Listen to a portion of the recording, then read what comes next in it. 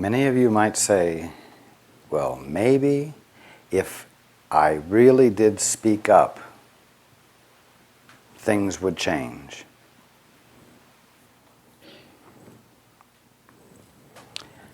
Well, things won't change as a result of your speaking up unless your speaking up has been impelled by the Father.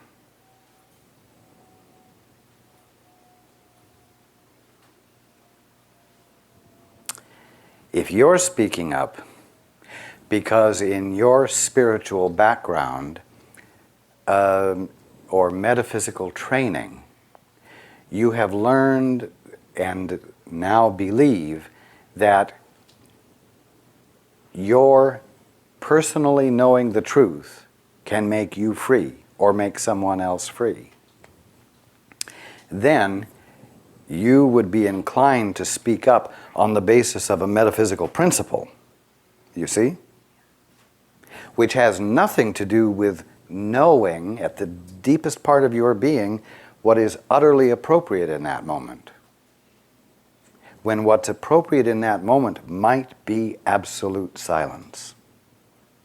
You see?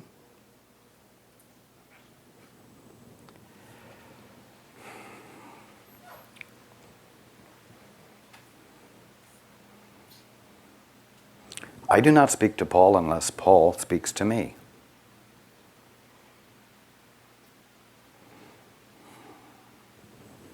You know one of the wonderful benefits of that? You know what one of the wonderful benefits of that is? It is that Paul knows that if he wants to come home, he has to take the steps. And you know what's wonderful for me?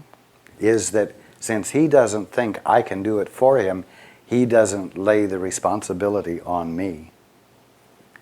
And therefore, our relationship is very clear. And he is not disempowered, and I am not given adoration because of what he thinks I can do for him. And so there's a very real, grounded love in this relationship that he and I have, you see? And that's what you want with these people. That's what you want with anyone in your lives who you wish you could do something for.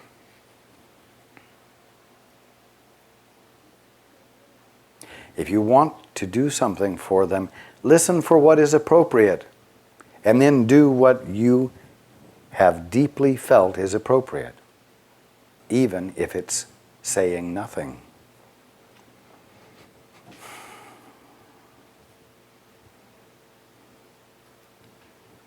You see? Anything else confuses the issue, and everything gets muddled in projected responsibilities on everything else out there, and no vital, real connection occurring because everyone's playing into expectations, you see. Gurus play into the expectations of their students,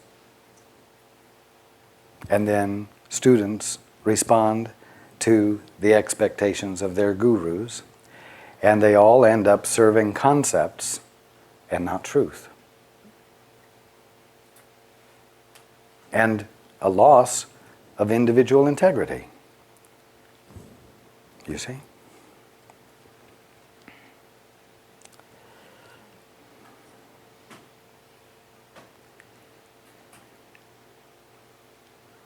The prodigal son did not start for home until he got sick and tired of the pig slop. And the father did not go out after him while he was in the pig slop to try to change his mind.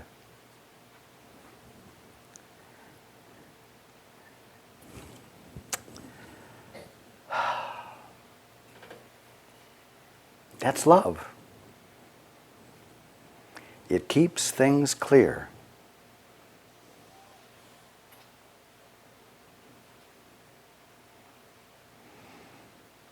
When Paul gets home, he will not be able to blame anyone else for his being someplace he's not sure he wants to be.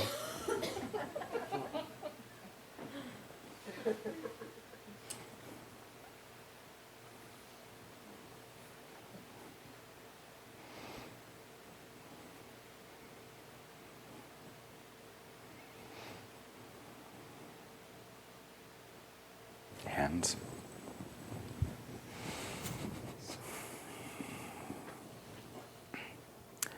You had a question.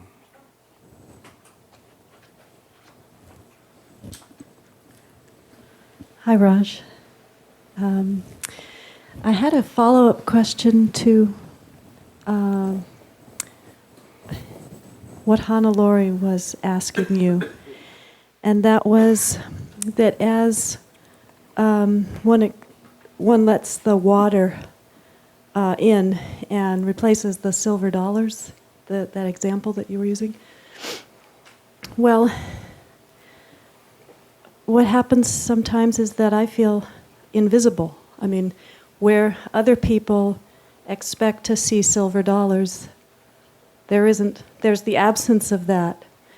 And so I'm suffering with feeling unrecognized sometimes, and probably what I trust will come is that the infilling will just have me recognize them, and it won't be an issue for me.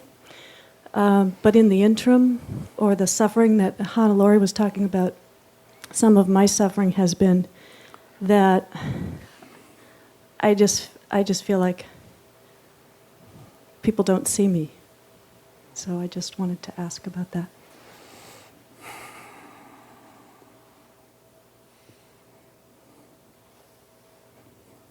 This is a suffer it to be so now. This is something you will have to put up with. When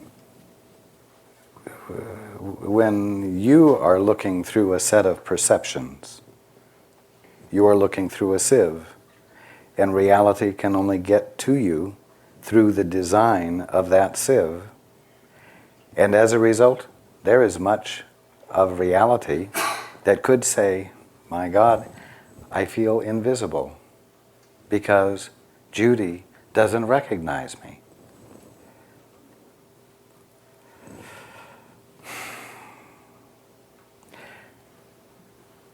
All it can do, though, is continue to gloriously be what it is until Judy lets a new pattern emerge, or lets less pattern interfere. And that's all you can do. Now, that can make you feel friendless.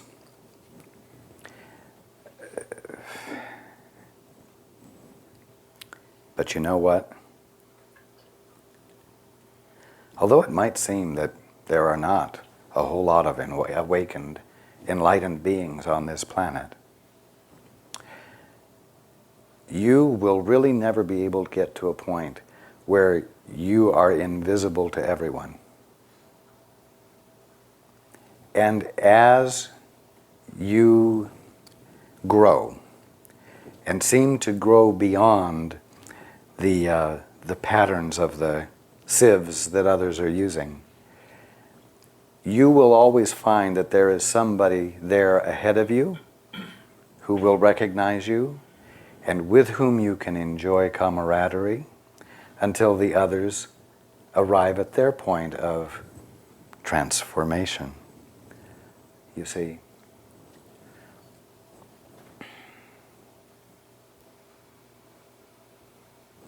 So instead of looking at what you're losing, be curious for what seems to be in this void that you are not yet recognizing. For Paul, his whole world, you might say, in terms of what was important to him, was the Christian Science Church and all of its structure, all of its functions, and so on. The second big thing for him was his job. This is just prior to my coming along. Well, he lost his job, and by virtue of my coming along, he became invisible to Christian Scientists. In other words, he became invisible to those he felt his validation would come from. His scope of vision had not taken in much more than that.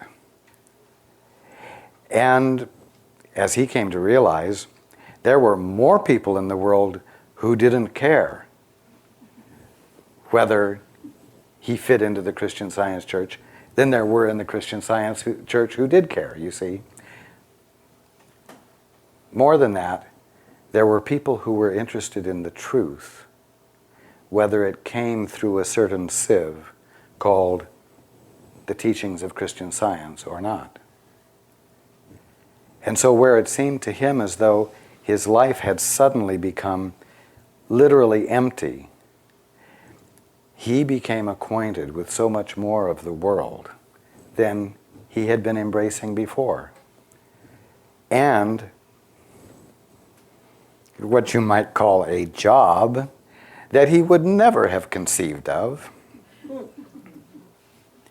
and a way of being alive, participating or engaging in life that was far different, you see. Now you can see that. I can see that about you. So, don't worry about who you're invisible to. Be curious about those that I guarantee you, you are visible to.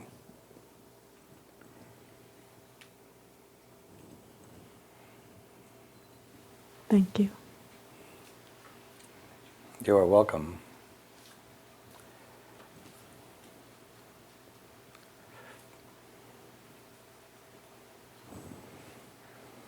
Just because a friend is a friend doesn't mean you have the right to force them to keep up with you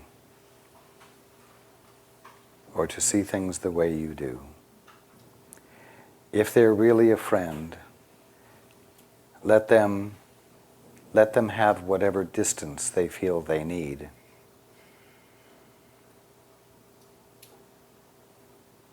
And you will meet again.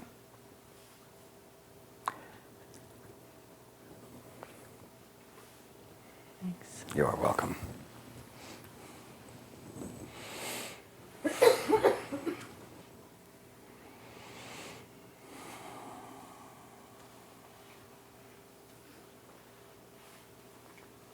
We are going to need more time after the break than we need now, so we are going to break now. Okay. You have a follow-up question?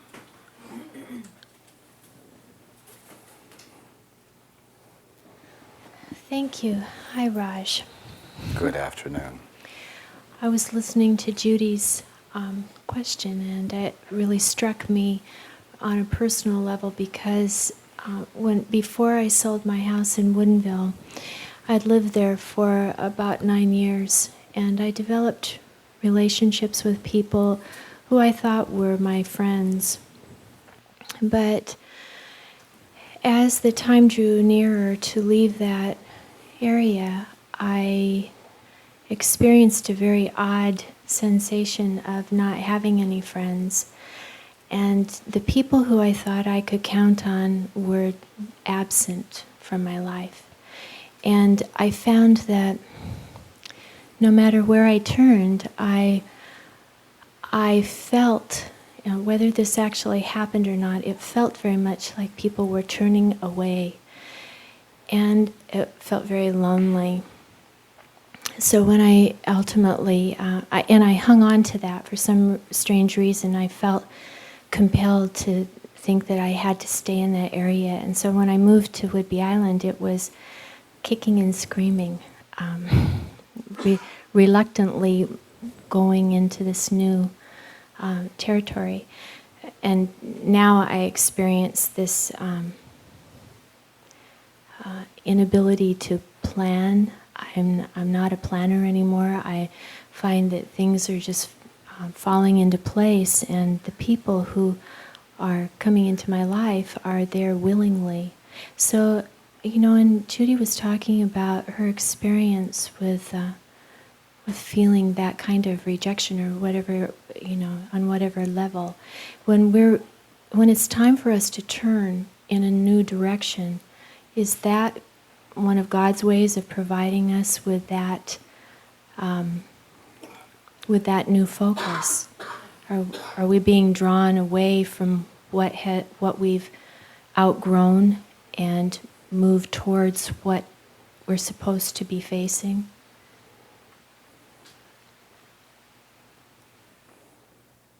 Sometimes you get that kind of help, yes.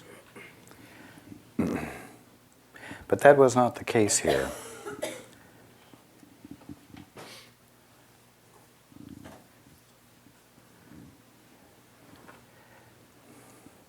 You simply, I'm going to say, evolved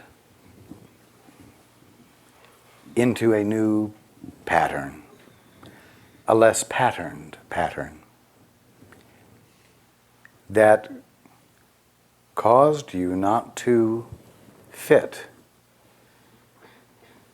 in the places where you had fit before.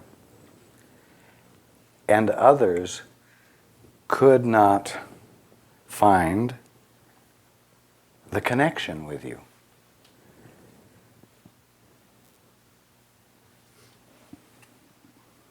Finding no connection, they felt no impulse to connect.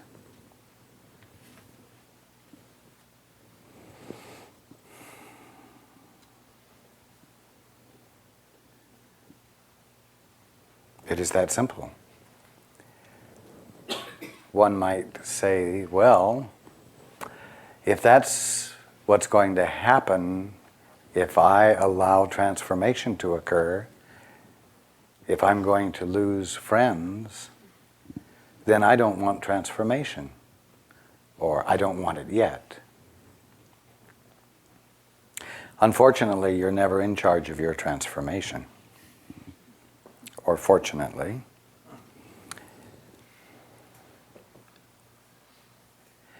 I'll tell you something. When transformation occurs, you always become a little bit more real. You always become a little more grounded. And if your relationships have been based on unreality and ungroundedness, you're not going to find those relationships functioning.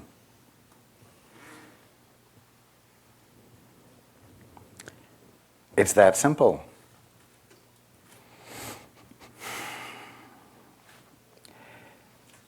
Now, you could afford to be upset. You could justify being upset if you were in charge of your transformation.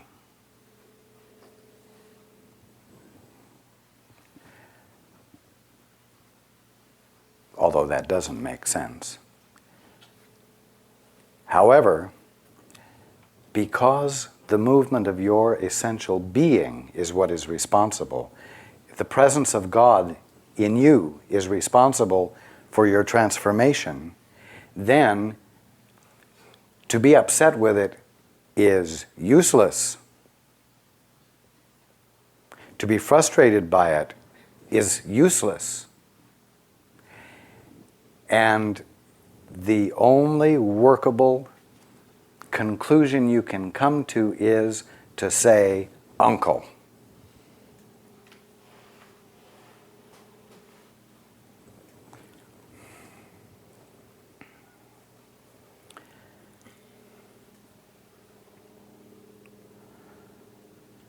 I can't put it any other way.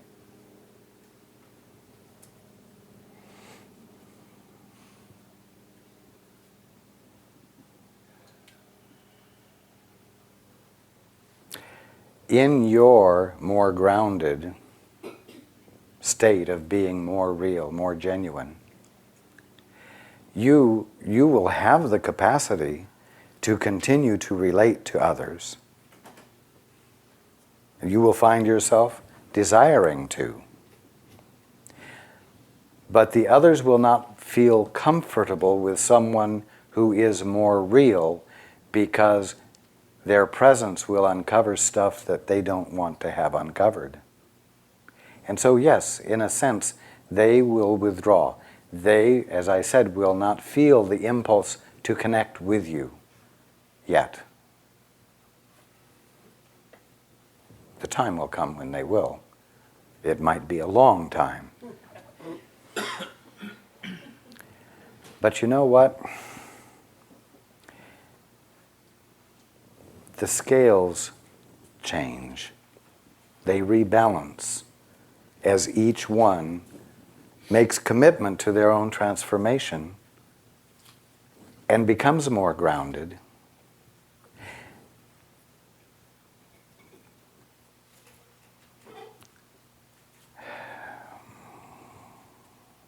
Period. The result is that it becomes increasingly difficult for those who want to be ungrounded to be ungrounded. And they find themselves at this place where what meant something or had value to them is no longer having value, which is the first stage of the experience of transformation, where nothing seems to mean anything, which will propel them into the void as well. So it is a favor that everyone does when they choose for yielding to their own transformation. And if doing that means a temporary disconnection with those who had been friends, let it be that way. You know you haven't rejected them. You know that wasn't your intent.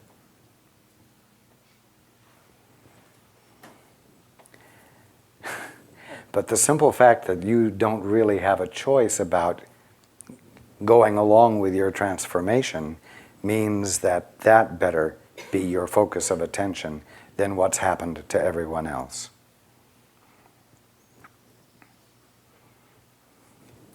Paul has friends all over the world.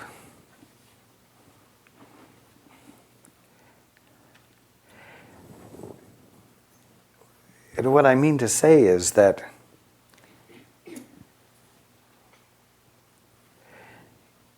yielding into the void and letting the infilling occur opens you up to so much more of life than you were embracing before, in a more meaningful way and with less fear, that if you look back, as Paul can, and think of those, quote, friends, who he still has no communication with, the loss of those friends is minuscule, is not as meaningful as the way he's experiencing life now and those with whom he can communicate. You see? Because there's been such expansion.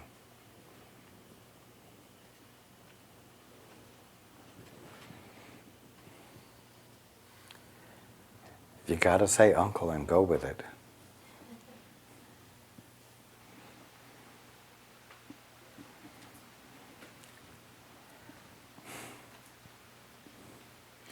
The way existence, and existence can only really have a capital E, the way existence works, the way being with a capital B works is beneficent. And so you can dare to yield to it. Yield your control over to it.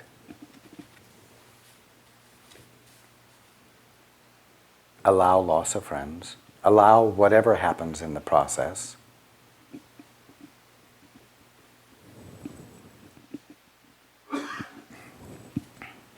Don't quibble if you don't have a sense of peace, because things seem to be topsy-turvy. Because what's happening is, and I'm talking about when real transformation is occurring, I'm not talking about when someone's throwing a temper tantrum or acting spoiled, but when real transformation is occurring. Just a moment.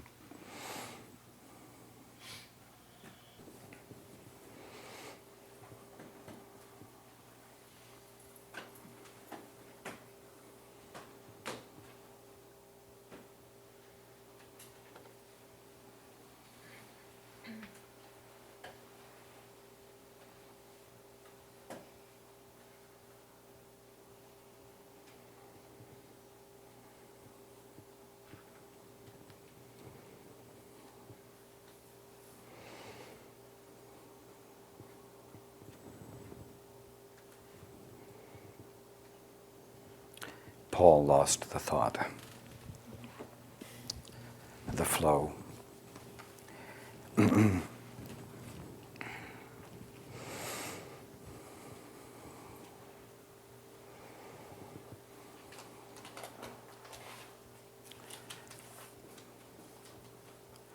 although I am not requiring that what I was saying continue, Paul has been, during the last 10 minutes or so,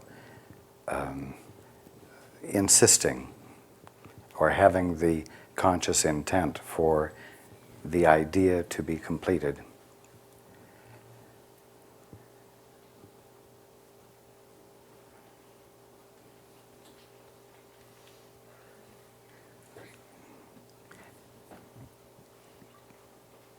He is experiencing a need to appear to be somewhat competent. But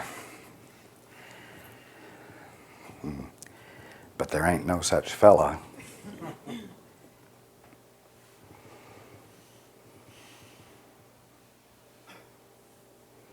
Now,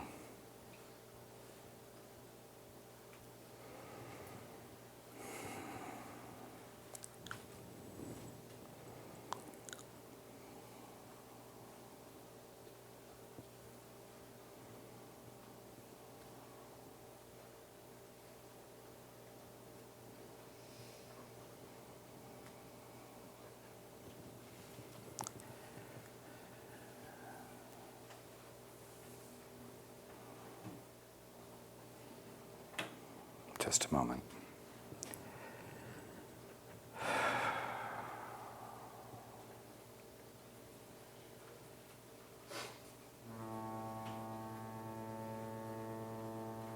Paul is experiencing some self-consciousness, and yet he's not committed to it, but he wishes that he were invisible.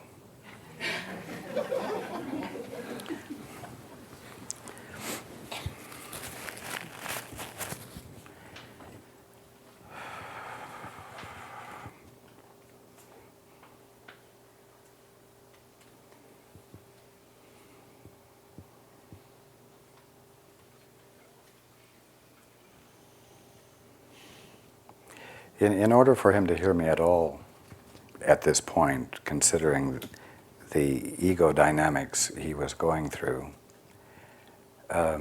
he has had to desire to be more in touch with his peace than to be in touch with saving face, to be